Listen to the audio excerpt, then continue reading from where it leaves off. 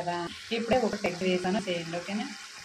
చూసారా అయితే మనలో వేసి ఆఫ్ చేయాలనుకున్నాను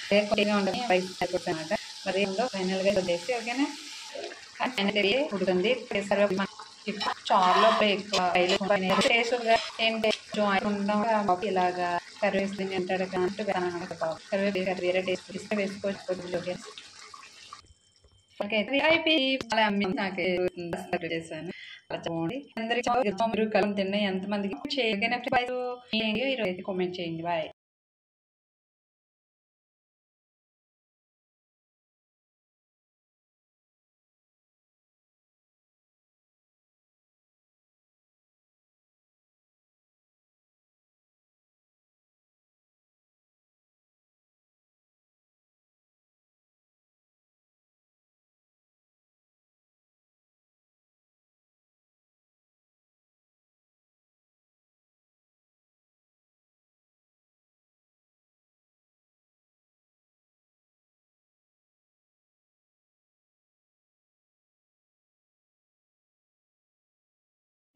నేనైతే ఎగ్స్ ఈ విధంగా కర్రీ చేద్దాం అనుకున్నాను. అంటే ఫస్ట్ టైం ఎలా చేస్తున్నాను అంటే నార్మల్గా ఎప్పుడైతే బాయిల్ చేసి డీప్ ఫ్రై చేసి ఎగ్ నార్మల్గా వండేసాను, ఫుల్ ఎగ్ వండేసేదాన్ని. కానీ ఇప్పుడు ఈరోజు అయితే నేను 4 ఎగ్స్ బాయిల్ చేసి ఇవి ఇలా ఆఫ్ చేశాను. అంటే కర్రీ ఎలా ఉంటుందో చూద్దాం. మరి నేను ఒక పెద్దవి ఆనియన్స్ ఒక 4 తీసుకున్నాను, 4 ఉల్లిపాయలు తీసుకున్నాను, ఒక 3 పచ్చిమిర్చి తీసుకున్నాను, చిన్న టమాటా అమ్మకు పడదు ఎక్కువ, కానీ అమ్మకు చిన్న టమాటా అయితే తీసుకున్నాను నేను. కర్రీ ఎలా ఉంటుందో మరి చూసేద్దామా మరి ఓకేనా. ఆనియన్ రెడ్ కలర్లో వచ్చేంత వరకు వేగించిన తర్వాత టమాటా వేస్తాను. ఇది కొంచెం టమాటా వేస్తాను, ఉల్లిపాయ కూడా వేగిపోయింది. ఇప్పుడు కారం కొంచెం సాల్ట్ మనం తగినంత టేస్ట్ తగ్గంత వేసుకోవాలి. తగినంత సాల్ట్ కారం అయితే వేసుకున్నాము. ఇది కొంచెం మిక్స్ చేసుకున్నాము.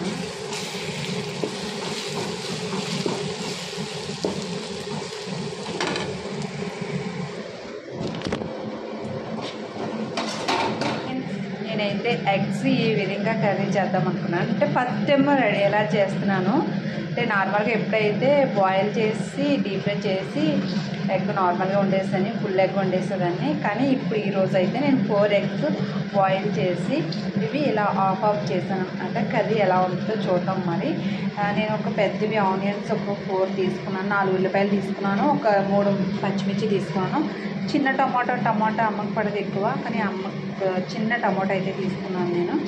కర్రీ ఎలా ఉంటుందో మరి చూసేద్దామా మరి ఓకేనా. ఆనియన్ రెడ్ కలర్లో వచ్చేంత వరకు వేగించిన తర్వాత టమాటా వేస్తాను. ఇది కొంచెం టమాటా వేస్తాను, ఉల్లిపాయ కూడా వేగిపోయింది. ఇప్పుడు కారం కొంచెం సాల్ట్ మనం తగినంత టేస్ట్ తగ్గంత వేసుకోవాలి.